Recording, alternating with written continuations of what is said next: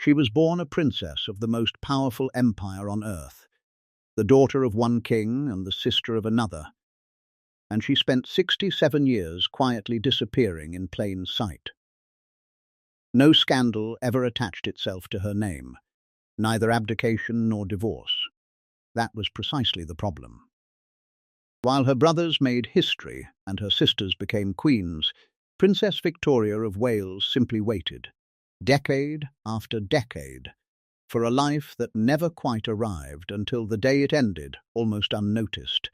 Just 7 weeks before the brother she loved, most followed her into the same silence.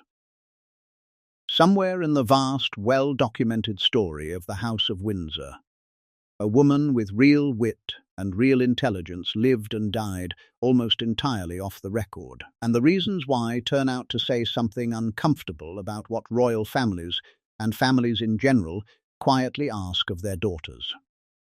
This is the story the history books skipped past. Welcome to BlueBlood Mysteries.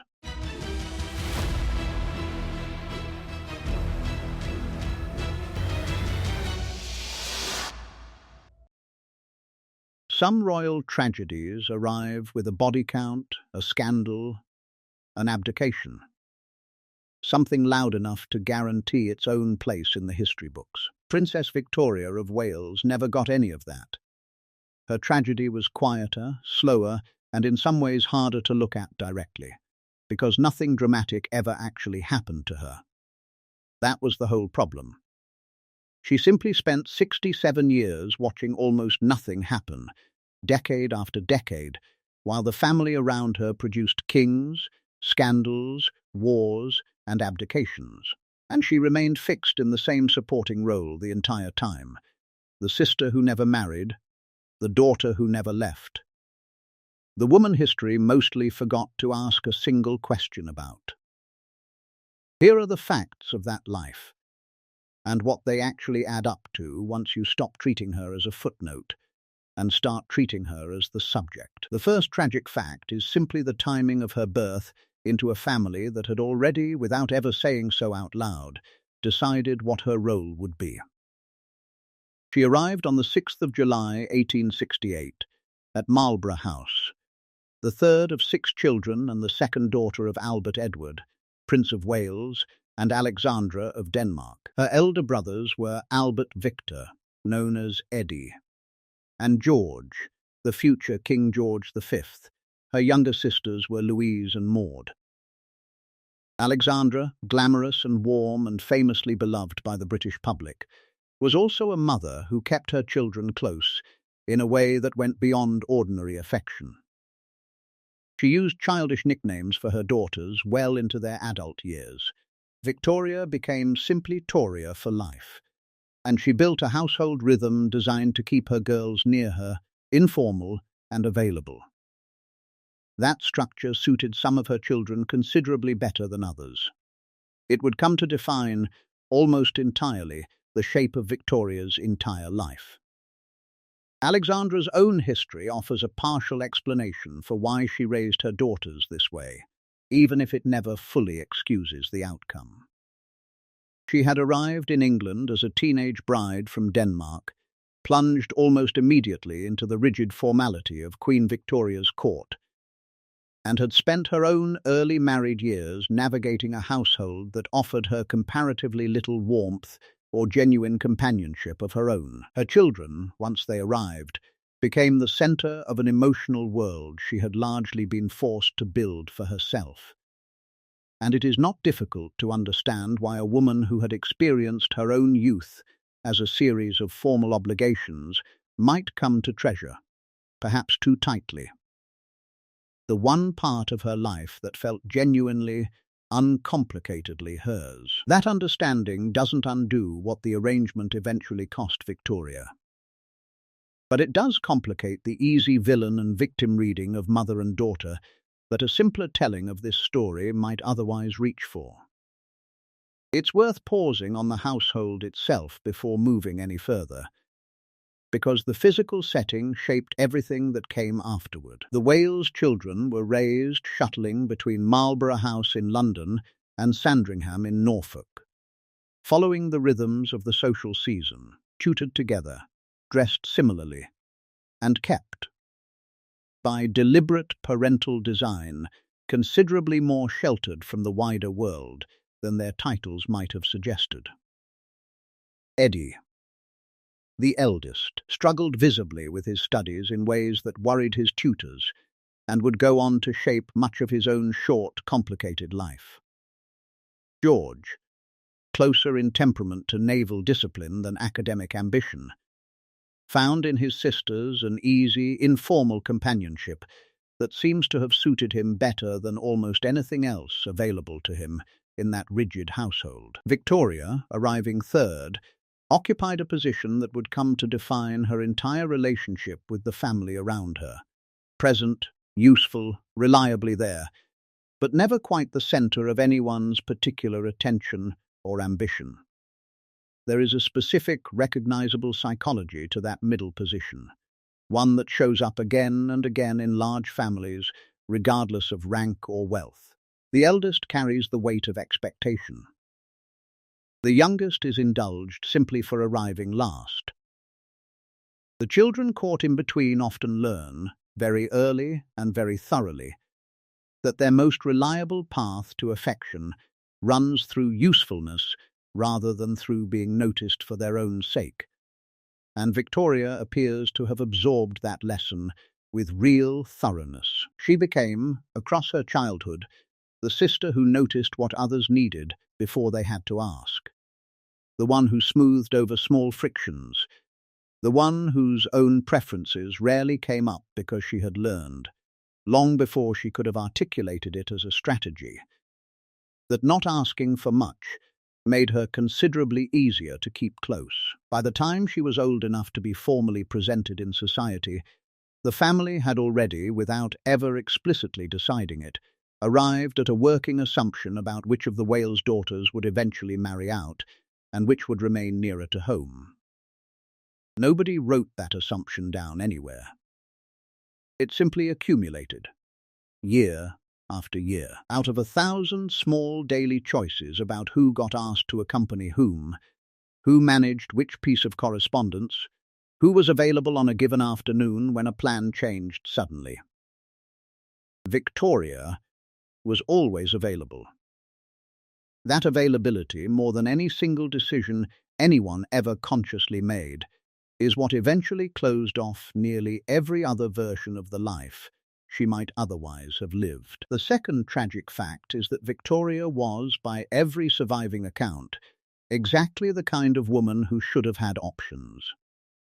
She was quick-witted, observant, and genuinely funny in the dry, understated register that gets called wicked by people who like it, and difficult by people who don't. She was close to her brothers, especially George, sharing his impatience with pomposity and his taste for teasing humour, and their bond lasted the whole of both their lives. This is worth sitting with, because it means her later obscurity wasn't a matter of dullness or a lack of personality. She had exactly the qualities, charm, intelligence, warmth, that in a different family, or even in a different birth order, might have carried her toward an independent, well-documented life of her own. Instead, those same qualities were absorbed almost entirely into making her more useful to the people around her. The third tragic fact concerns her health, and it deserves more attention than it usually gets. From a young age, Victoria suffered from a shifting, never fully diagnosed collection of ailments, headaches, digestive complaints, general debility, exactly the kind of chronic, undramatic invalidism that Victorian and Edwardian medicine had no real vocabulary for. Biographers examining her life since have tended to read this pattern cautiously, as at least partly psychosomatic. And it's worth asking why. A body raised inside a household with almost no space for open complaint will often find other ways to register distress. And it is difficult not to notice how consistently Victoria's health seemed to falter at exactly the moments when independence, briefly, seemed possible. and how it seemed to stabilize, relatively speaking, during the long, settled stretches when her role as companion to her mother was simply assumed by everyone, without question, including, it seems, her own body. It's worth taking that possibility seriously, rather than treating it as a throwaway aside, because it points toward one of the more genuinely interesting undercurrents of Victoria's entire biography. A body that cannot speak in words will often find other ways to register a protest, and a chronic, shifting, never quite nameable illness is one of the more common vocabularies available to a person raised in a household that offered almost no space for open complaint. Nobody in that family, least of all Victoria herself, would have described her recurring headaches and digestive troubles as anything other than simple physical misfortune, an unlucky constitution, a delicate frame that required careful management. But it is difficult, looking back across the whole shape of her life, not to notice how consistently her health seemed to falter precisely at moments when independence briefly beckoned and then failed to arrive, and how consistently it seemed to stabilize, relatively speaking, during the long, settled stretches when her role as her mother's companion was simply, unquestioningly assumed by everyone around her, including, apparently, her own body. The fourth tragic fact, and probably the one that cuts deepest, is that Victoria did not simply drift into spinsterhood for lack of interest. There were real romantic possibilities across the years, attachments to eligible men serious enough to generate contemporary gossip and, in at least a few cases, serious enough to have produced genuine private hope on her part. None of them ever became an actual engagement. The reasons shifted case by case: questions of suitability, questions of rank, questions of whether a prospective husband could tolerate marrying into an arrangement that would keep his wife functionally on call to her own mother. But the underlying pattern never changed. Something always intervened. Nothing was ever forbidden outright, which in some ways made it worse. There was no single villain to resent, no dramatic refusal to point to, only a long, quiet accumulation of near misses until the question of marriage simply stopped being asked seriously by anyone at all, including, eventually, Victoria herself. It's worth imagining what those repeated near misses must have actually felt like from the inside, decade after decade, watching a possibility form and then dissolve again, never through any single dramatic refusal she could point to and resent openly, but through a kind of accumulated institutional inertia that never quite took the shape of a decision at all. That is, in some ways, a harder thing to carry than an outright prohibition would have been. A woman forbidden outright at least has a clear grievance, a specific villain, a story she can tell herself about what was taken from her and by whom. Victoria's experience offered nothing so clean. Nobody ever sat her down and told her she could not marry. The chances simply kept quietly failing to become anything more than chances, year after year, until enough years had passed that the question itself stopped being asked with any real seriousness by anyone, including, eventually, Victoria herself. Compare that pattern to her sisters. When a match presented itself for Maud, marrying into the Danish royal family's own connections and eventually becoming Queen of Norway, the family machinery moved to support it. When Louisa's engagement to the Duke of Fife came together, that too found the institutional backing it needed. Victoria's near attachments never received the same push, and the plainest explanation, the one most biographers eventually settle on, is also the saddest. Her mother needed her more than the family needed to see her married, and nobody, including Victoria, was ever quite willing to fight that need directly. It's worth remembering, too, that royal marriage in this period was never simply a matter of two people falling in love and being allowed to act on it. Every eligible match Victoria might have made carried its own tangle of dynastic calculation. Questions of religion, questions of foreign alliance, questions of whether a prospective husband's own family could tolerate the social and financial complications of marrying into the British royal household at all.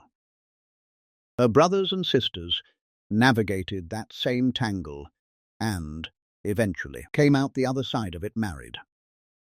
Victoria's own prospects kept running aground on one additional complication none of her siblings had to contend with: the practical, unspoken understanding that whoever married her would also, in some sense, be marrying her mother's ongoing need for a companion.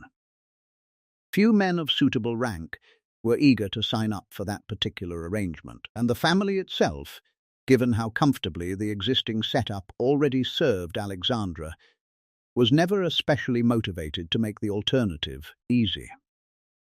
The fifth tragic fact is what her actual daily life looked like once that pattern had fully set in.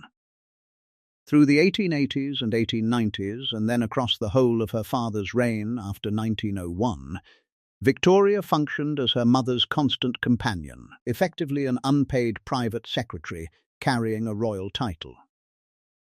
She travelled with Alexandra, managed her correspondence, attended the endless calendar of functions a queen consort required, and structured her entire schedule around someone else's needs.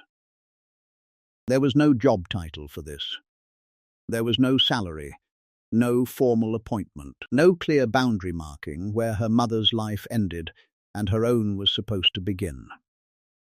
At an age when her sister Maud was raising a son and running her own royal household in Norway, Victoria was still, in every functional sense, an unmarried daughter living inside her parents' house, however grand that house happened to be. This was also the period in which her parents' famous social circle, the Marlborough house set, reached its full glittering momentum. A fast, fashionable world of house parties, racing, and continental travel that revolved almost entirely around her father's own restless appetite for company and amusement. Victoria moved through the edges of that world constantly, present at the dinners and the country weekends, familiar to the same wide circle of aristocrats and continental royalty who filled her parents' address book. And yet she never quite became a central figure within it, the way a married daughter with her own establishment might have. She was recognizable. She was liked, by most accounts, for her sharp conversation and her genuine warmth, but she remained, even inside the busiest, most socially active years of her parents' household, defined chiefly by her attachment to her mother rather than by any independent standing of her own. A permanent fixture of someone else's social calendar, rather than the host of one that might eventually have become hers alone. Picture the actual mechanics of a single ordinary week inside that arrangement, because the abstraction of devoted companion tends to smooth over just how granular the obligation really was. Correspondence needing an answer before breakfast. A social calendar to be checked and cross-checked against her mother's own preferences before any invitation could be accepted or declined. A constant, low-grade readiness to be summoned, to accompany, to smooth over whatever small friction the day happened to produce. All of it unpaid. All of it unofficial. All of it entirely dependent on the simple fact that she happened to be the daughter who had never left. There was no clear boundary marking where her mother's needs ended and her own life was supposed to begin. And that absence of boundary is, in many ways, the single most defining structural fact of her entire adult existence. The sixth tragic fact is that her father's death in 1910 didn't loosen this arrangement. It tightened it. Edward VII's passing left Alexandra a widow, and a grieving, widowed queen mother needed her daughter's steady presence more than ever. not less. Mother and daughter settled into a domestic rhythm together that continued, essentially unbroken, for another 15 years, moving between Sandringham and Marlborough House. Victoria, the quiet, constant organising presence behind nearly all of it. By the time this second phase of her life began, she was already in her 40s, watching her own remaining years of possible independence narrow further still, absorbing the increased weight of her mother's grief the way she had absorbed every previous increase across her entire adult life. Without visible complaint, and without a single recorded moment of open resistance. Widowhood changes a household's entire emotional weather, and it's worth imagining what those 15 years actually felt like from the inside for a woman already well into middle age. Alexandra, grieving deeply and genuinely for a husband whose infidelities she had spent decades quietly enduring, leaned on her unmarried daughter more heavily than ever.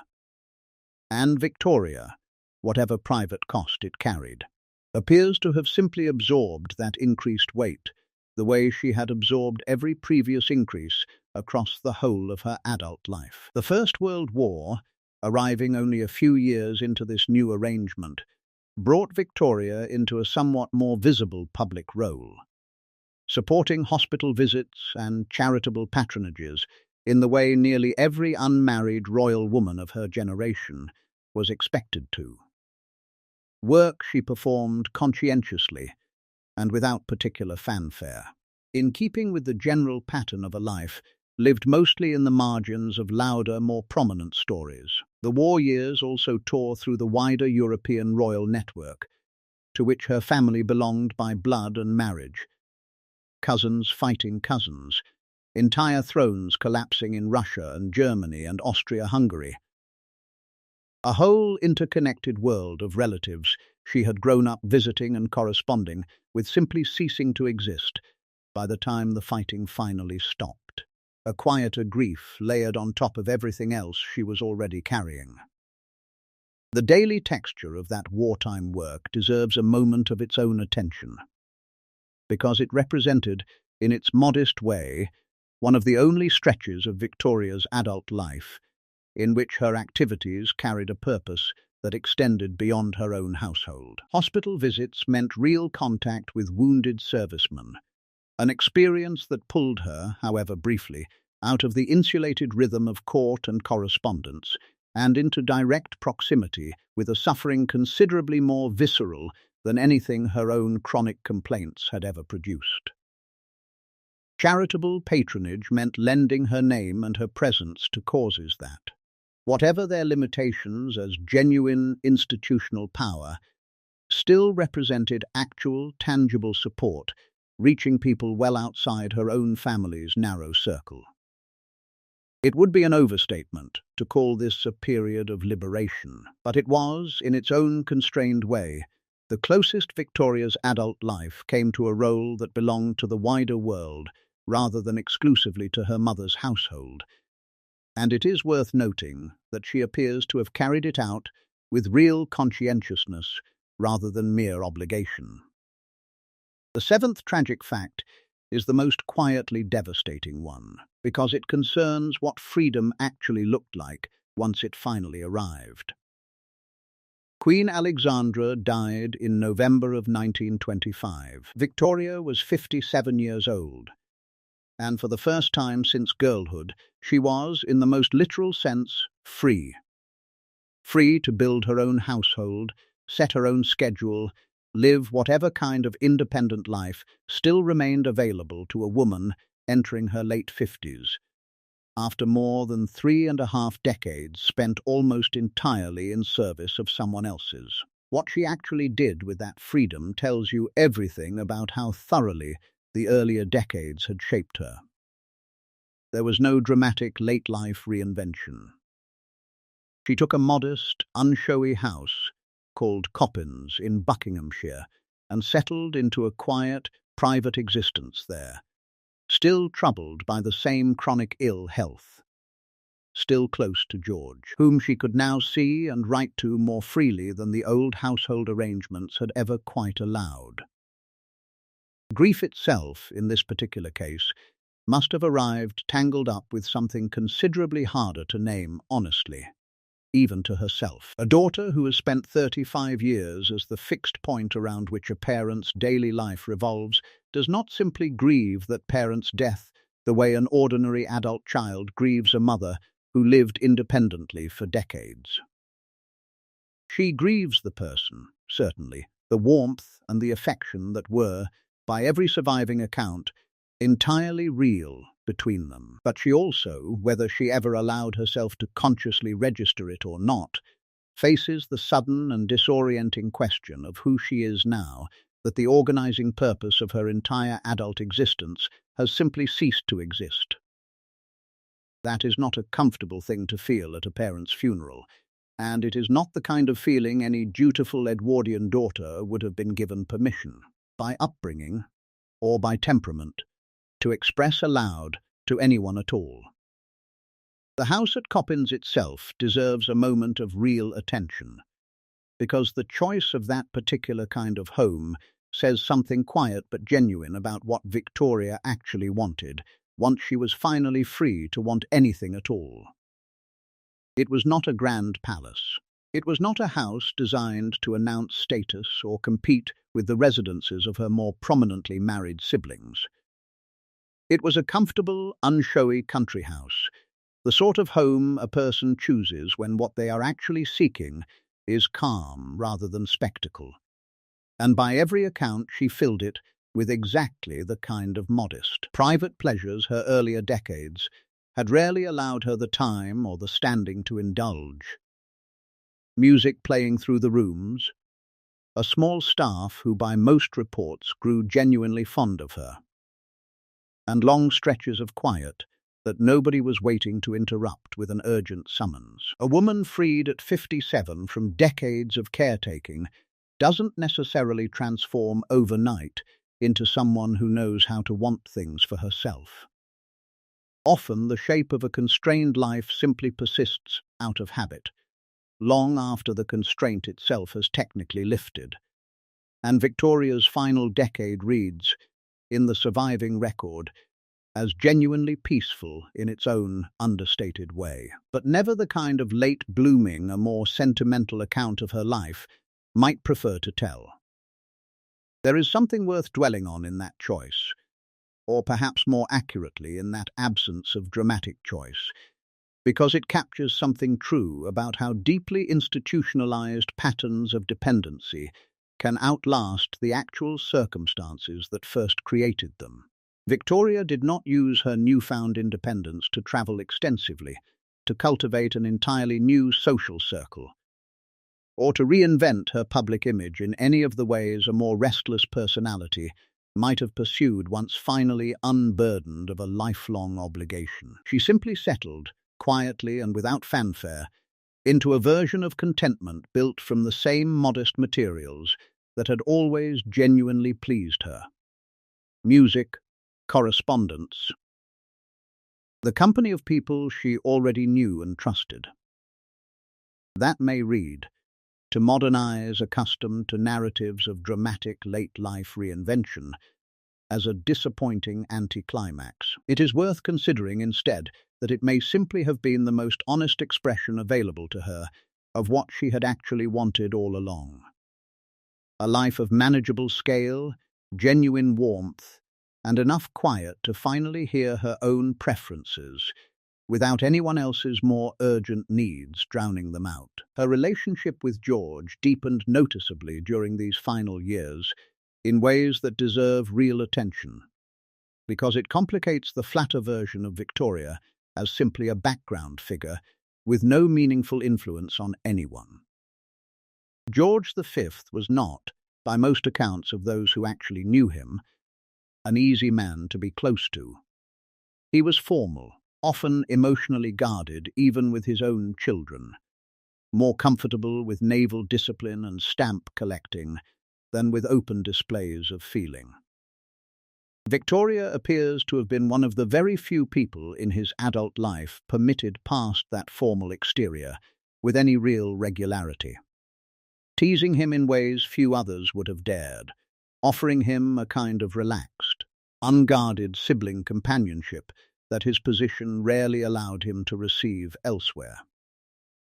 Their correspondence across these later years, by the accounts of those who have examined it, carries real warmth, real humour, and a closeness that reads as entirely genuine rather than merely dutiful.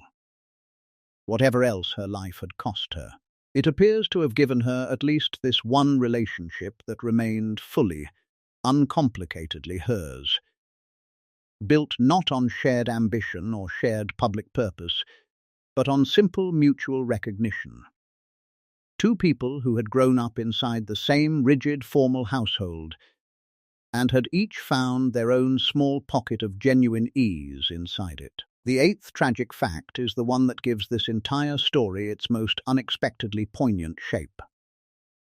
Victoria's health declined seriously through the early 1930s, and she died on the 3rd of December 1935 at Coppins at 67 years old. Her brother George V, the sibling she had remained closest to across the whole of both their lives, died himself only 7 weeks later. On the 20th of January 1936, he reportedly felt her loss acutely in his own final weeks, one more grief layered onto a body and a reign already nearing their end. 67 years of closeness, beginning in the same nursery, ending within 7 weeks of each other, gives the whole story an unintentional symmetry that no biographer needed to invent. There is something almost unbearably fitting about that particular sequence. Once you sit with it, rather than simply noting it as a coincidence of dates. The two siblings who had once shared a nursery, who had teased each other through decades of formal royal occasions, who had maintained, across 67 years, one of the only relationships in either of their lives that seems to have asked nothing more of them than simple mutual affection, ended their lives within the same short winter. George's own health had been failing for some time by the point of his sister's death, worn down by years of heavy smoking and the accumulated strain of 2 decades on the throne. And those close to him at the time reportedly noted a visible deepening of his decline once news of Victoria's death reached him, as though some part of him had been quietly relying on her continued presence in ways even he might not have fully articulated until it was gone. And even that timing became one more small tragedy in itself, because Britain barely had time to register the death of a minor princess. Most of the public knew only vaguely before it was plunged into the far louder spectacle of a king's death and the abdication crisis gathering force right behind it. Victoria's death was swallowed almost immediately by the history unfolding directly after it, one final instance of her own story being overtaken by people the public simply found more interesting. Consider what that timing actually meant for the family left behind, and for the country watching it unfold in the newspapers. The nation barely finished processing one royal death before it found itself plunged into the far larger, far more public spectacle of a king's death and a coronation crisis waiting just on the other side of it. It is difficult not to read something quietly fitting and quietly sad in that sequence, a woman who spent her entire life existing in the margins of other people's more prominent stories, managing, even in death, to be overshadowed by the very next chapter of the family history she had spent 67 years supporting from, just out of frame. So, what do these facts actually add up to? Not a woman who was cruelly imprisoned, exactly. And not a woman who was simply content with her lot either. The honest answer sits somewhere harder to summarize than either of those. A genuinely capable, witty woman who was never once explicitly forbidden from building an independent life, and who also never received a single meaningful push from the people around her to actually go and build one. She loved her mother, and that love appears to have been entirely real rather than merely dutiful. She also, almost certainly, felt something watching her younger sister become a queen, while she herself remained permanently installed as companion, secretary, and constant presence, decade after decade, with no clear path toward anything else. Both of those things are true at once, and the refusal to let either one cancel out the other is probably the closest thing to a fair verdict her life allows. The same refusal, in fact, that this whole account has tried to hold on to from its opening line to its last. What she did manage to build, inside the narrow space actually available to her, deserves real credit rather than pity alone. She kept her wit intact across a lifetime that offered few outlets for it. She sustained, in her brother George, one relationship that was warm and reciprocal rather than merely dutiful, one of the very few unguarded intimacies a notoriously formal king ever seems to have permitted himself with anyone. She found real, sustained pleasure in music, one small domain that belonged entirely to her rather than to anyone else's needs. And in her final decade, once genuinely free for the first time since girlhood, she built a life that was modest, private, and largely unremarked by history, but recognizably entirely her own. It's worth asking, too, what this pattern cost the wider historical understanding of women like Victoria more broadly, not simply her own individual reputation, but the general assumption, still lingering in how popular history gets told, that an unmarried royal daughter without an obvious achievement to her name must therefore have had nothing much worth examining at all. That assumption does real damage, because it teaches every subsequent generation of readers and viewers to skip straight past exactly the kind of life Victoria actually lived. One built almost entirely out of sustained, unglamorous emotional labour, in favour of the louder, more photogenic dramas surrounding her. A century of royal biography built around scandal and succession has left remarkably little room for the quieter question of what it actually cost a capable woman to spend 3 decades as someone else's constant, uncomplaining companion, and Victoria's life, examined honestly rather than skipped past, is one of the clearer available answers to that very question. It is worth noting, finally, how many women across that same era, inside royal households and far outside them, lived some quieter version of exactly this same story.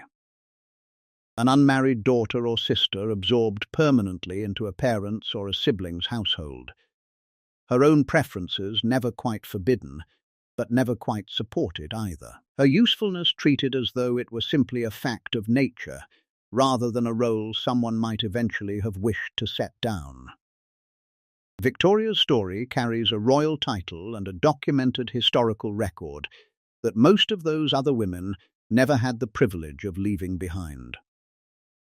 But the underlying shape of it, a life organized entirely around someone else's need, quietly and without complaint, would have been recognizable to a great many women of her generation who never once appeared in a single history book. That, perhaps, is the real reason her story is worth telling in full now. Not simply because she happened to be a king's sister, but because her particular, well-documented version of an otherwise very common life offers a rare, detailed window into an experience history has always been considerably better at living through than at actually recording.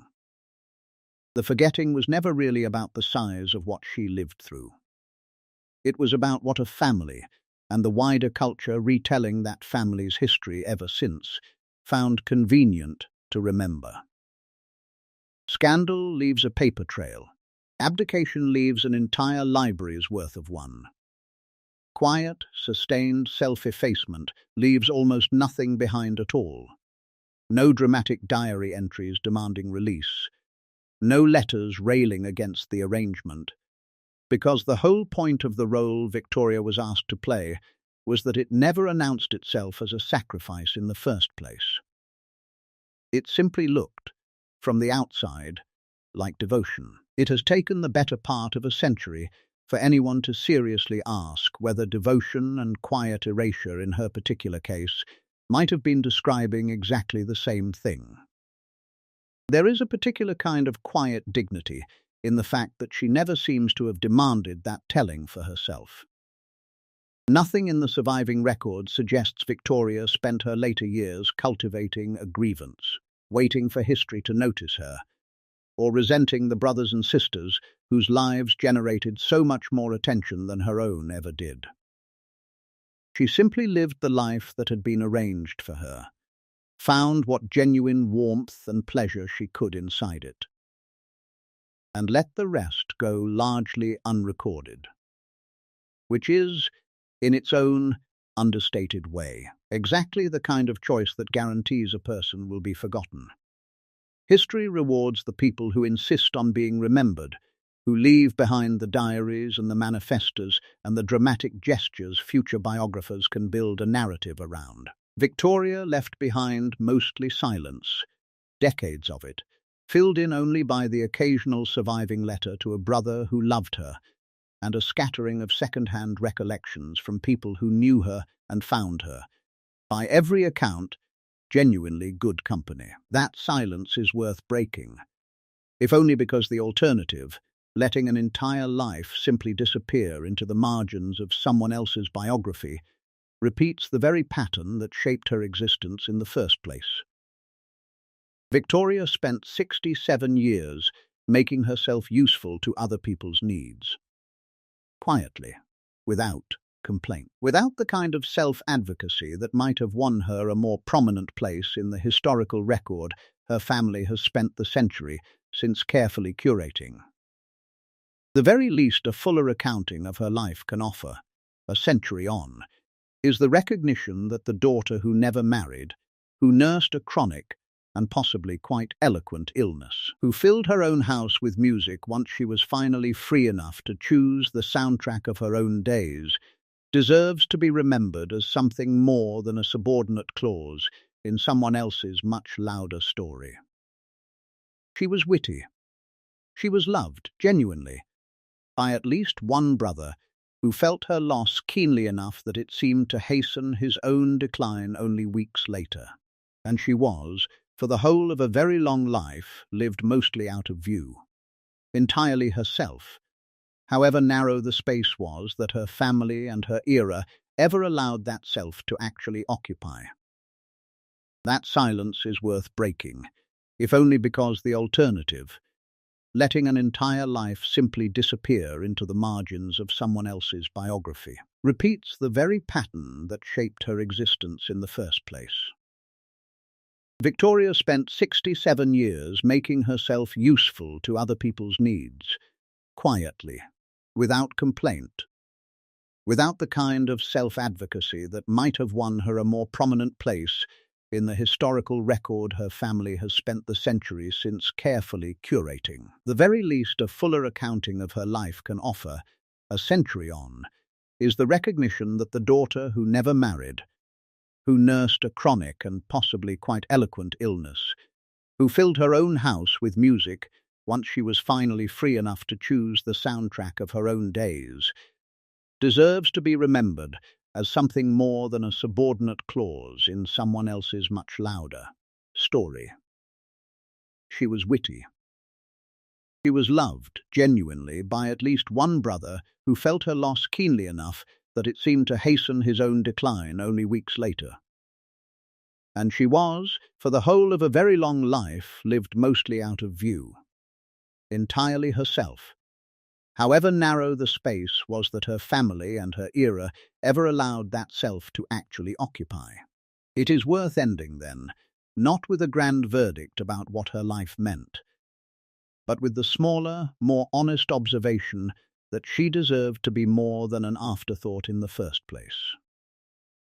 A woman who spent 67 years making herself useful to the people around her, who found genuine happiness in music and in one enduring sibling friendship, and who never once, as far as the record shows, demanded that history pay her any particular attention, has earned exactly the kind of full, unhurried accounting this story has finally tried to give her.